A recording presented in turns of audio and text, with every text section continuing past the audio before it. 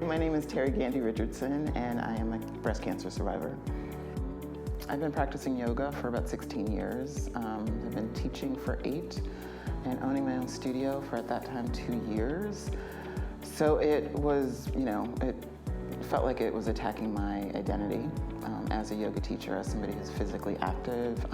While I was home healing, I was like, there has to be something somewhere. So I literally Googled yoga and cancer, and I found this thing called yoga4cancer. Regular classes, you kind of walk in to the studio and you find a spot and you kind of want to be anonymous and not really talk to anybody and just kind of be on your mat in your space. And that's kind of where I was, still trying to figure out what was happening with my body. It felt like somebody else's body, didn't feel like, didn't look like, or just didn't feel like me.